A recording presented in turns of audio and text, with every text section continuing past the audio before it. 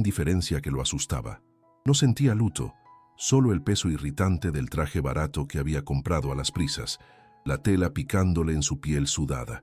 El sol castigaba implacable, reflejando la sequedad de su propio pecho. Su mirada barrió a los pocos presentes, rostros curtidos por el sol que apenas reconocía, hasta detenerse en una figura pequeña cerca del muro de adobe derrumbado. Una niña, quizá de 7 u 8 años, lo observaba. No lloraba. Sus ojos grandes y oscuros solo registraban la escena con una seriedad inusual. Ella era una nota disonante en ese paisaje de dolor contenido, y su mirada fija en Javier era una pregunta silenciosa que él no tenía intención de responder. Desvió el rostro, el resentimiento burbujeando como veneno antiguo. Al día siguiente, la oficina del abogado era un oasis artificial. El aire acondicionado zumbaba agresivamente, luchando contra el calor de afuera, pero el olor a moho y papel viejo dominaba el ambiente. Javier tamborileaba los dedos sobre la mesa de caoba pulida, su impaciencia creciendo a cada segundo de la lectura monótona del testamento. Él solo quería el dinero, la tierra, el premio que sentía merecer después de una vida entera de abandono. Y finalmente, dijo el abogado, carraspeando, la totalidad del rancho La Sombra, incluyendo todas las propiedades y activos, pasa a mi hijo Javier bajo una condición irrevocable. Javier se inclinó. La palabra condición sonó como una alarma. Él debe asumir la tutela legal y los cuidados integrales de la señorita Lucía Álvarez, residente del rancho por el periodo de 12 meses consecutivos. La puerta de la oficina se abrió, y la misma niña del panteón entró, guiada por una mujer mayor y austera. El mundo de Javier, antes enfocado en la codicia, ahora se reducía a esa niña silenciosa. Si historias como esta te emocionan, sobre recomienzos difíciles y corazones que reaprenden a latir, suscríbete al canal y activa la campanita. Queremos saber hasta dónde llegan nuestras historias, inspirándonos a continuar. Comenta desde qué ciudad y país nos acompañas ahora, mientras la travesía de Javier y Lucía realmente comienza. El viaje al rancho La Sombra fue tenso. El carro de lujo de Javier, inadecuado para el camino de terracería, levantaba nubes de polvo rojo que se adherían inhumicientes a la tapicería de piel. Al llegar, la vista fue desoladora. El rancho no solo estaba descuidado, era un esqueleto. La pintura de la casa principal se descascaraba como piel quemada, las cercas estaban caídas y el aire olía a sequía y abandono. Elena, el ama de llaves, los esperaba en el porche. Sus ojos, afilados como obsidiana, no ofrecieron bienvenida, solo juicio. El cuarto de la niña está listo. El suyo es el antiguo cuarto principal, dijo, la voz seca como el viento. Javier sintió un nudo de repulsión. No veía una herencia, veía una sentencia de fracaso, un eco perfecto de su padre. Javier dejó sus maletas en el suelo del cuarto que olía a moho y recuerdos reprimidos. Ignoró el silencio opresivo de la casa y fue directo al cuarto de Lucía.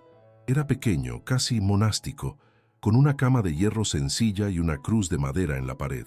Lucía estaba sentada al borde de la cama, aferrada a su muñeca de trapo gastada. Javier se detuvo en el umbral de la puerta, su sombra cubriéndola.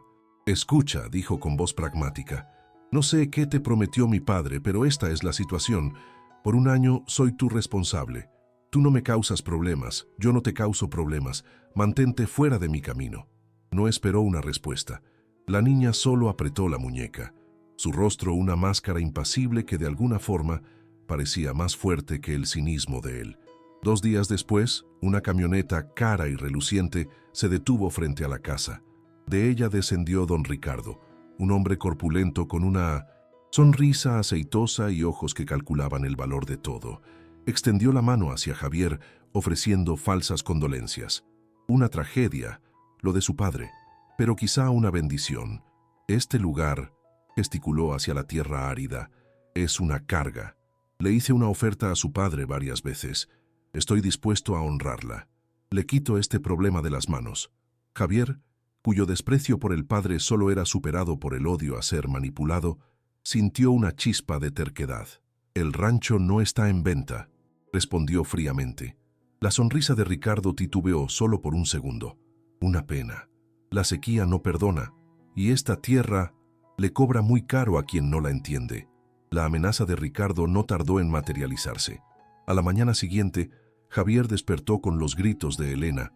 Una sección entera de la cerca norte había sido cortada deliberadamente, y la mitad del flaco rebaño se había dispersado por las tierras áridas del vecino. Javier pasó el día entero a caballo, un animal que apenas sabía montar, bajo un sol que parecía querer incendiarlo. Sus manos de ejecutivo, suaves e inútiles, pronto estuvieron en carne viva por culpa de las riendas. Al final del día, había recuperado la mayoría, pero regresó cubierto de polvo, sangre seca y un odio frío. Sabía que no había sido un accidente. Era el primer movimiento de Ricardo, una prueba a su resistencia. Esa noche, exhausto, encontró a Elena en la cocina. Ella limpiaba una estufa de leña con una furia contenida. Él no era el monstruo que... «Pintas», dijo ella de repente sin mirarlo. Javier se detuvo con el vaso de agua a medio camino de la boca. «¿Mi padre? No sabes de lo que estás hablando». Elena se giró, los ojos brillantes. «Yo sé que se arrepintió. Te dejó esta tierra con la esperanza de que la salvaras y te salvaras a ti mismo. Pero eres igual a él, tan lleno de rabia que prefieres ver el mundo arder a tener que perdonar». Las palabras lo golpearon como piedras. Javier azotó el vaso en la mesa, el agua desbordándose. «No, te atrevas a compararme con ese hombre. Estoy aquí por la tierra, no por la redención». La tensión en la casa era palpable, pero se rompió a mitad de la noche por un sonido que no era el del viento. Un llanto bajo, ahogado. Javier se levantó, irritado, y siguió el sonido hasta el cuarto de Lucía. Ella estaba encogida, temblando, los ojos cerrados en una pesadilla. Él se quedó parado, sin saber qué hacer. Su impulso era cerrar la puerta y volver a la cama, pero el sonido era de puro terror. Carraspeó torpemente. «Despierta, es solo un sueño». Lucía jadeó despertando, los ojos enormes y húmedos de lágrimas. Él dudó, y entonces, en un gesto que lo sorprendió, fue a la cocina y trajo un vaso de agua. Se lo entregó sin decir nada. Ella bebió, las manos pequeñas temblando. Fue la primera tregua. La sequía se profundizó. La tierra parecía jadear por aire, y el arroyo que alimentaba al ganado se secó, convirtiéndose en una cicatriz de lodo agrietado.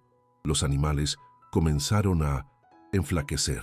«El pozo viejo», dijo Elena durante la cena silenciosa. «Tu abuelo lo usaba. Queda cerca de la cumbre oeste». Javier la encaró. «¿Por qué no lo estamos usando?» «Porque se derrumbó en la última gran tormenta hace 10 años. Tu padre intentó limpiarlo, pero desistió». La palabra «desistió» encendió algo en Javier. A la mañana siguiente, tomó palas y herramientas oxidadas del establo y marchó en dirección a la cumbre. Si la tierra no le daba agua, él la arrancaría a la fuerza. Era una lucha contra el legado de fracaso de su padre. Mientras Javier libraba su batalla fútil contra la tierra seca, don Ricardo lanzó su segundo ataque, esta vez más quirúrgico. Javier fue al pueblo a buscar crédito para comprar forraje de emergencia. El gerente del banco, antes solícito, ahora estaba nervioso.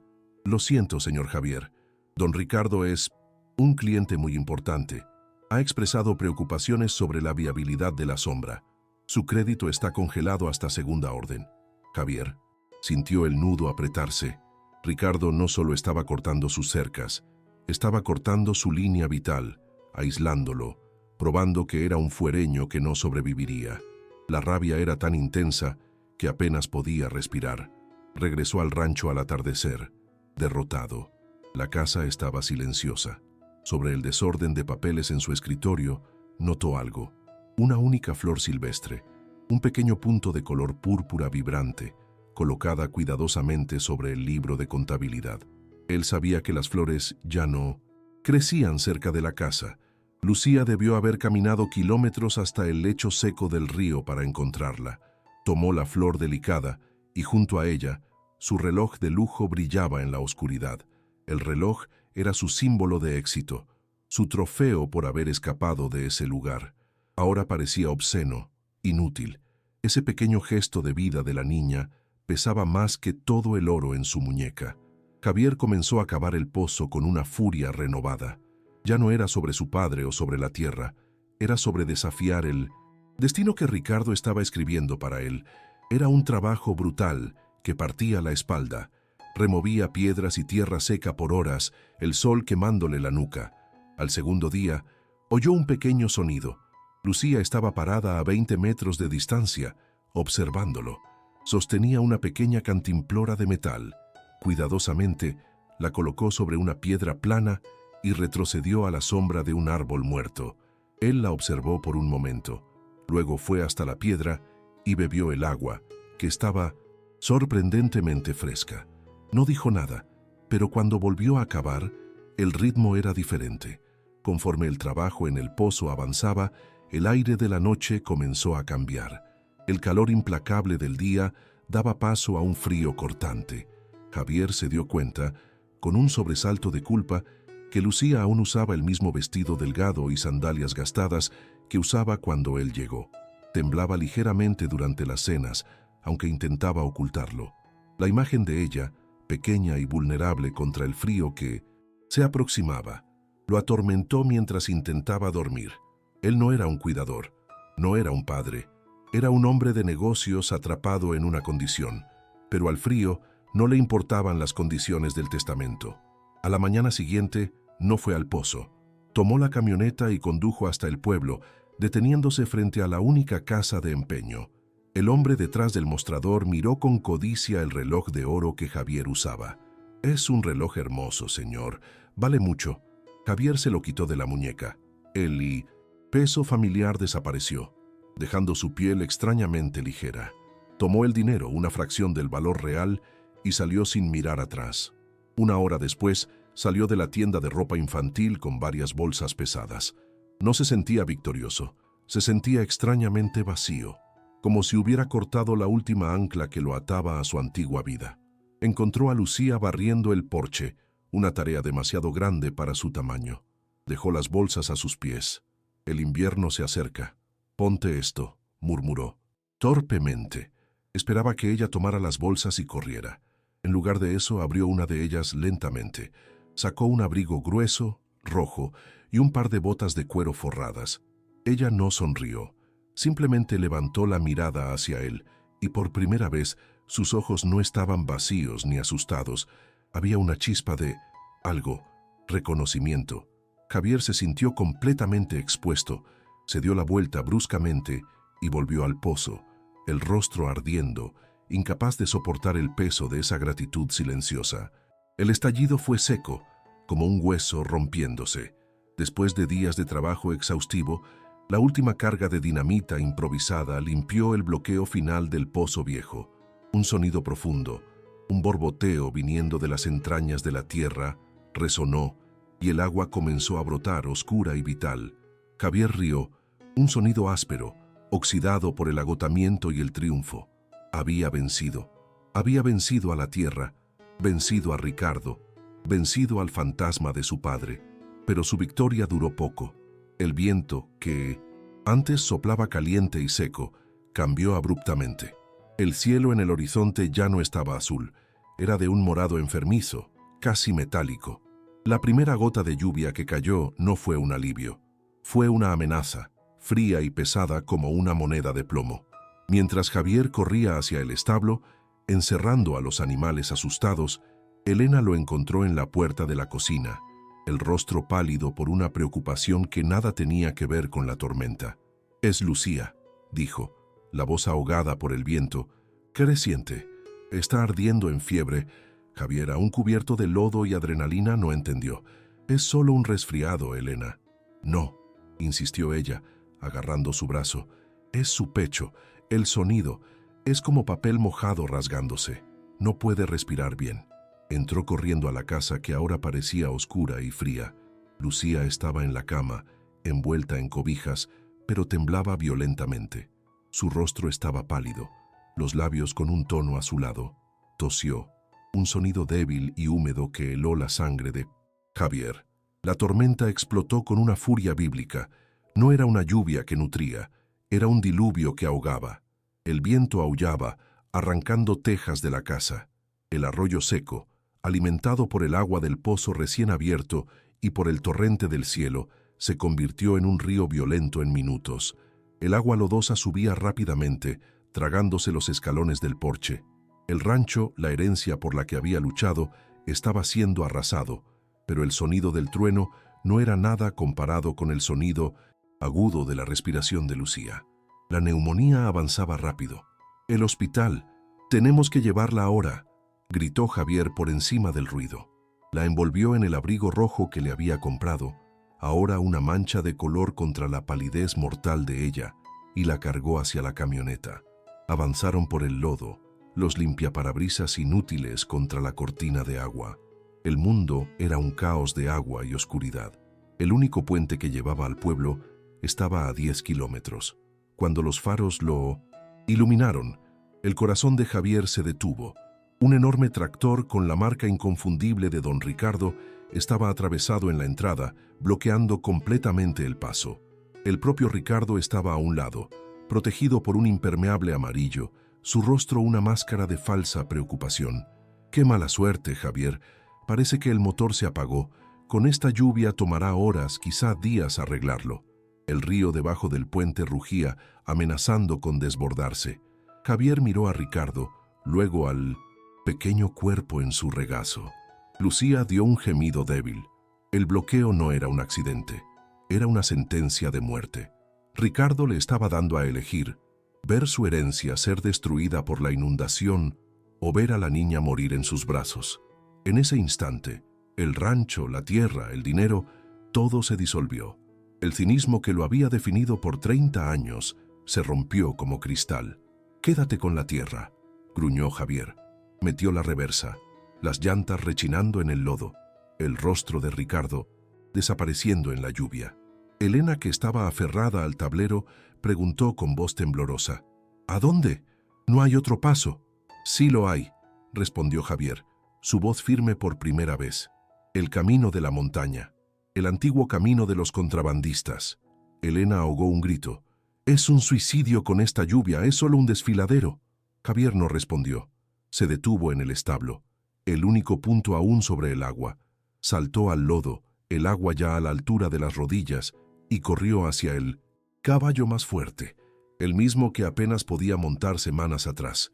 Ensilló al animal con manos temblorosas, pero precisas. Estaba luchando por algo que, hasta ese momento, no sabía que valoraba más que su propia vida. Montó, y Elena le entregó a Lucía. Él la acomodó contra su pecho, cubriéndola con su propia chaqueta y un hule, creando un capullo contra la tormenta. El caballo reparó, aterrorizado por el trueno y el rugido del agua. «Elena, si no regreso», comenzó. «Vete, sálvala», gritó, golpeando la grupa del caballo. El animal disparó hacia la oscuridad, subiendo el sendero empinado que se había convertido en una cascada de lodo y piedras sueltas. A cada paso, el caballo resbalaba, los cascos luchando por tracción. Javier sentía el cuerpo de Lucía pequeño y frágil contra el suyo. El sendero era una navaja. A la izquierda, la pared de la montaña se desmoronaba. A la derecha, un abismo oscuro donde debería estar el río. Un rayo iluminó el cielo y Javier vio un deslave más. Adelante, bloqueando parcialmente el camino. El caballo se detuvo, negándose a avanzar. La lluvia era hielo, y Lucía en sus brazos dio un suspiro débil y se quedó terriblemente quieta. El pánico, frío y absoluto, se apoderó de Javier. «Lucía, respira, por favor», sacudió su cuerpo inerte. Nada. El miedo de perderla era un dolor físico, más profundo que cualquier abandono que él hubiera sentido. Gritó, un rugido de dolor y furia contra la tormenta, contra su padre, contra sí mismo. «No voy a perderte, ¿entendiste? No vas a ningún lado». Presionó su rostro contra el de ella, intentando forzar su calor, su vida dentro de ella. El caballo, sintiendo su urgencia desesperada, dio un salto, rodeando el deslave por un borde que parecía tener centímetros de ancho. Javier se aferró a ella, el corazón latiendo no por la tierra que estaba siendo inundada abajo, sino por la vida que sostenía. Ya no era el heredero cínico, no estaba salvando una carga, En esa montaña, bajo el diluvio, Javier finalmente entendió el testamento. Estaba salvando a su hija.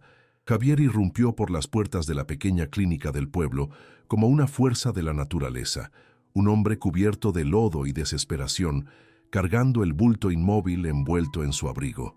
Gritó pidiendo ayuda, la voz rota por el agotamiento y el terror.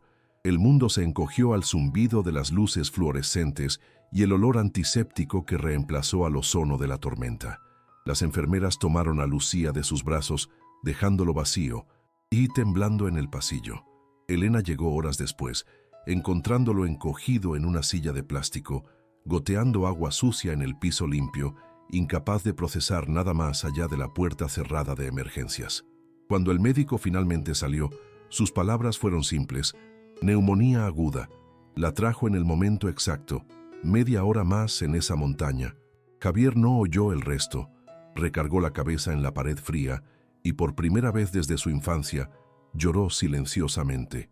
La historia de esa noche barrió el valle como la propia inundación. La noticia de que don Ricardo había bloqueado el puente a un hombre que intentaba salvar a una niña enferma lo convirtió en un paria. La comunidad, antes indiferente al heredero de la ciudad, ahora veía a Javier con un respeto reacio que se transformó en admiración. Cuando la audiencia final por la tutela de Lucía llegó, semanas después, no fue un juicio, fue una formalidad. Elena testificó no sobre la ley, sino sobre el carácter, sobre un hombre que cruzó un desfiladero para salvar a la hija de otro. El juez le concedió a Javier la custodia permanente y al salir del juzgado, hombres que Javier apenas conocía lo saludaron. «Vamos a arreglar sus cercas, señor», dijo uno de ellos. «El agua del pozo es buena, alcanza para todos». El rancho La Sombra estaba herido, pero no muerto. La inundación había retrocedido, dejando atrás una capa de limo fértil. El pozo que Javier había abierto ahora corría claro y constante. Con la ayuda de la comunidad, las cercas fueron levantadas de nuevo, no para mantener a otros fuera, sino para proteger lo que estaba dentro. Javier trabajaba junto a ellos, sus manos, antes suaves, ahora gruesas y marcadas por la tierra. Ya no estaba luchando contra el legado de su padre. Estaba construyendo el suyo propio. Arregló el techo y pintó el cuarto de Lucía de un amarillo claro, el color de aquellas flores silvestres. La casa, antes oliendo a abandono y recuerdos reprimidos, ahora olía a madera nueva, pintura fresca y al pan que Elena horneaba en la cocina restaurada. Lucía volvió a casa frágil, pero sus ojos ya no estaban vacíos. El silencio entre ella y Javier cambió. Ya no era un abismo de extrañeza. Se convirtió en un espacio cómodo de comprensión. Él comenzó a enseñarle a montar el caballo que había salvado sus vidas, sus manos grandes guiando las pequeñas riendas. En las noches frías le leía historias que él nunca había conocido, su voz baja, llenando el vacío de la casa. Una noche, mientras observaban el atardecer teñir el paisaje árido con colores suaves, Lucía recargó la cabeza en el brazo de él. Javier se congeló por un instante, su cuerpo tenso por la emoción desconocida, antes de relajarse e, instintivamente, pasar el brazo alrededor de los hombros de ella, atrayéndola hacia él. Meses después, la primavera llegó a La Sombra con una vitalidad que nadie había visto en años. La tierra, nutrida por el agua del pozo y curada por la lluvia, estaba verde. Javier y Lucía caminaron hasta un lugar cerca del porche, donde el viejo roble muerto de su abuelo finalmente había sido removido. Llevaban un pequeño retoño de jacaranda. Juntos, cavaron en la tierra oscura y húmeda. Javier, que un día despreció ese polvo, ahora lo trataba con reverencia, mostrándole a Lucía cómo asentar las raíces. No estaban solo plantando un árbol, estaban plantando un futuro. El heredero de La Sombra finalmente había entendido su herencia. No era la tierra bajo sus pies, sino la pequeña mano que sostenía la suya. ¿Qué harías tú en el lugar de Javier? ¿Crees que una persona puede realmente cambiar tan drásticamente por causa de otra? Deja tu opinión honesta en los comentarios. Si crees que el amor, incluso el más inesperado, tiene el poder de sanar las heridas más profundas,